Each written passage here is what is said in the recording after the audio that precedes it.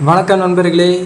இன்றைக்கி நம்ம ரொம்ப சுலபமான அதே சமயம் சுவையான முட்டை பொரியல் எப்படி செய்கிறதுன்னு பார்க்கலாம் வாங்க. முதல்ல அடுப்பில் ஒரு கடாயை வச்சு அதில் சூடானதும் தேவையான அளவு எண்ணெய் சேர்த்துக்குங்க.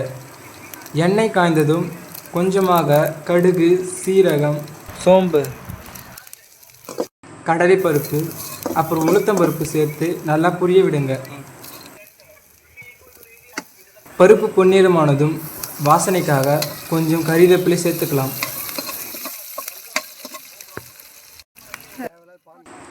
இப்போது பொடியாக நறுக்கி வச்சிருக்கிற வெங்காயத்தை இதில் சேர்த்து நல்லா வதக்கிக்கோங்க.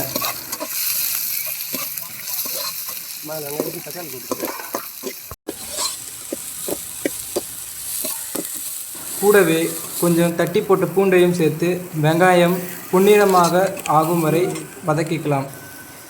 வெங்காயம் வதக்கினதும் நறுக்கின தக்காளியும் சேர்த்து அது நல்லா மசிகிற அளவுக்கு வதக்கிக்கோங்க.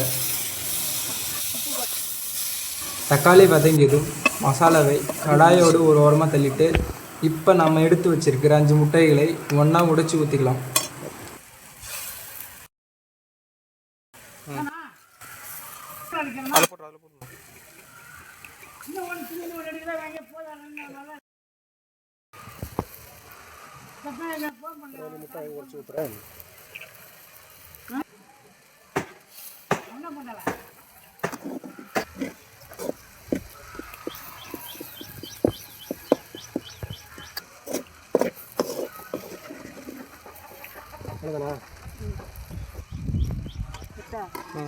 இந்த முட்டைக்கு தேவையான அளவு உப்பு, கொஞ்சம் மஞ்சள் தூள், அப்புறம் காரத்திற்கு ஏற்ப மிளகுத்தூள் சேர்த்துக்கோங்க.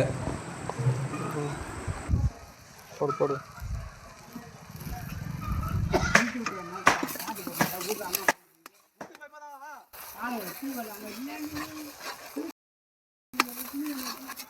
இப்போது முட்டையை நல்லா கலந்து விட்டு வெங்காயம் தக்காளியோடு சேர்ந்து முட்டை நல்லா சுருள வெந்து வர வரைக்கும் கலந்து விட்டுக்கிட்டே இருங்க.